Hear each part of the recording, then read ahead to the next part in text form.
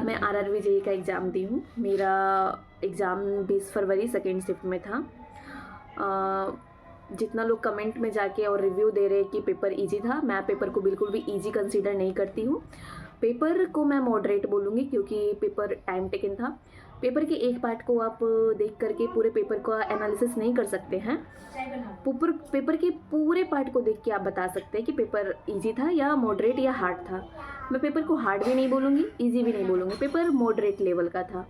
क्योंकि पेपर में जो कुछ सेक्शन में जो थे वो टाइम टेकन था। मैं बोलूँगी सबसे पहले जो मैथ का सेक्शन था वो काफ़ी टाइम टेकन था, मतलब बहुत ही कैलकुलेटिव था।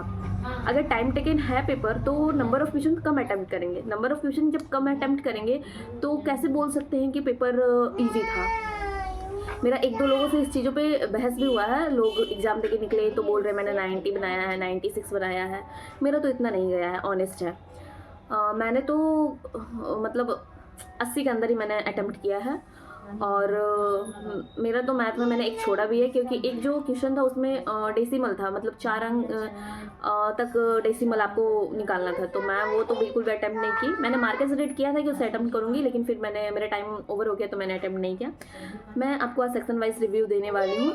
सबसे पहले मैं आपको रीजनिंग के बारे में बताऊँगी। रीजनिंग का क्वेश्चन मैं बोलूँगी कि ठीक था, मतलब उतना हार्ड नहीं था, जैसे रहता है वैसा ही था। जेईई का जैसे मैं पहले एग्जाम दी हूँ तो मुझे पता था कि जैसा था वैसा ही इस बार भी था। मतलब कोडिंग, डिकोडिंग, ब्लड रिलेशन और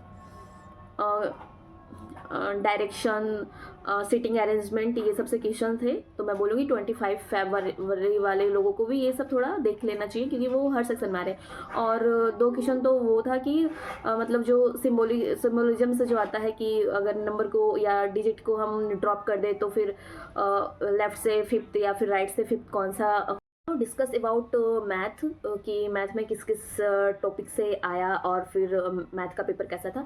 मैं बोलूँगी मैथ का पेपर बिल्कुल भी इजी तो नहीं था। इजी तो मैं कंसीडर ही नहीं करूँगी, वो टाइम टेकन था। तो टाइम टेकन में आप इजी कैसे बोल सकते हैं। मैथ में एक दो क्वेश्चन था जो बहुत ईजी था, विद इन 10 सेकेंड या 20 सेकेंड में आप उसको बना सकते थे। जैसे एलसीएम और स्टैटिक्स का जो क्वेश्चन था वो बहुत ईजी था, वो देख के ही बन रहा था। लेकिन मैं बात करूँगी परसेंटेज, पार्टनरशिप और प्रॉफिट एंड लॉस और फिर सीआई और एसआई का डिफरेंस जो क्वेश्चन आए थे ये बिल्कुल भी इजी नहीं था। इसमें टाइम लग रहे थे, मतलब मैं बोलूँगी 1.5 से 2 मिनट का टाइम तो लग रहा था। और फिर स्फीयर से था, कौन से था, और एक दो क्वेश्चन हाइट एंड डिस्टेंस से था, ट्रिग्नोमेट्री से थे। तो ये सब टॉपिक से आया था क्वेश्चन जो इजी नहीं था, मतलब टाइम लग रहा था। Now I say about science. Science में मुझे मेरे शिफ्ट में केमिस्ट्री और बायोलॉजी का जो रेशियो था वो 1:1 का था। फिजिक्स से भी क्वेश्चंस थे, मतलब साइंस का रेशियो अच्छा था। बायोलॉजी और केमिस्ट्री का जो क्वेश्चन थे वो बायोलॉजी का पहले मैं बताती हूँ। बायोलॉजी का जो था सेल्स टॉपिक से बहुत सारे क्वेश्चन थे।